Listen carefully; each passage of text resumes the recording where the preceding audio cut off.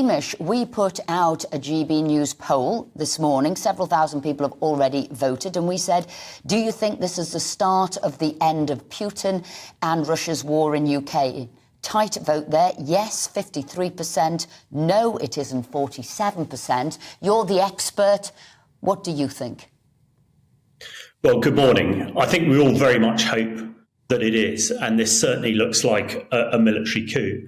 Now, Prigozhin has been suggesting this for some weeks now and has been complaining that his troops have not been getting ammunition and have not been supported. And they are the most effective troops that the Russians have had.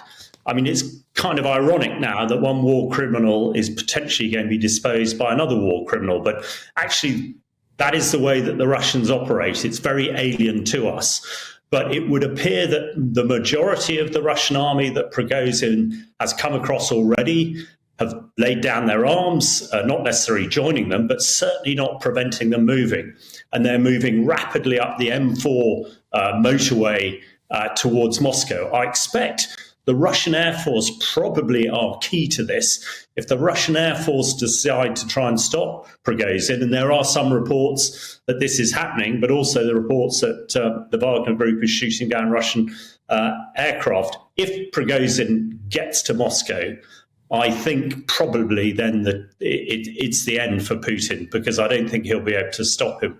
But from the outside world, it's there are opportunities, obviously, for Ukraine to get on and get the Russians out of Ukraine. But there are also some concerns and some big issues.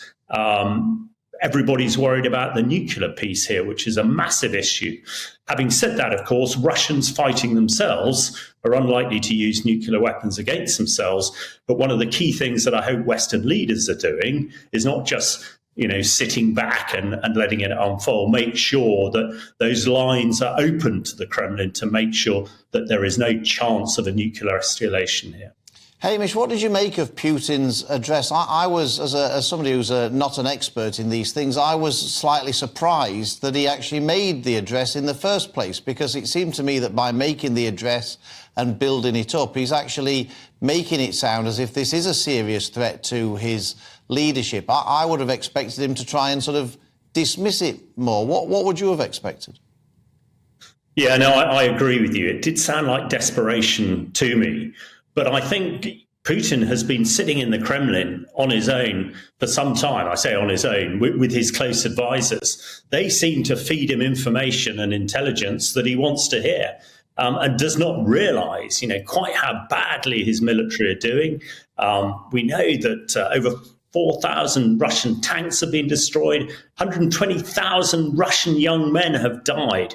Now, Putin doesn't seem to be aware of that. So I think he is living in a sort of parallel universe, if you like, at the moment. And his desperation there, really admitting to the Russian people that there is a military coup. And let's hope that those Russian people who have been fed all this propaganda and disinformation about what's happening in Ukraine over the last 16 months now realise actually what has happened has been a war crime and a disaster. It's true, Prigozhin might be worse than Putin. Having said that, though, the Russian army, the Russian military, is a tiny percentage of its size that it was when Putin invaded Ukraine, and certainly no threat to the West. So get somebody new in there, even if they're worse than Putin, and hopefully they will then sue for peace in Ukraine, and we can start helping that country to rebuild itself. Hamish De Bretton Gordon, thank you very much indeed for taking the time to give us your expert insight this morning. Interesting that you thought that seemed a bit desperate of Putin, that announcement he gave earlier. Out of character. Out of character. Well, I wondered if he'd decided, and you don't know how paranoid a leader can get when they're isolated. He thought, you've gone, Prigozhin. We were close friends. We were allies. The fact that you're doing this to me, stabbing me in the back, I'm getting rid of you straight away. And I just thought, was it propaganda? Because there's all information, misinformation. Anyway.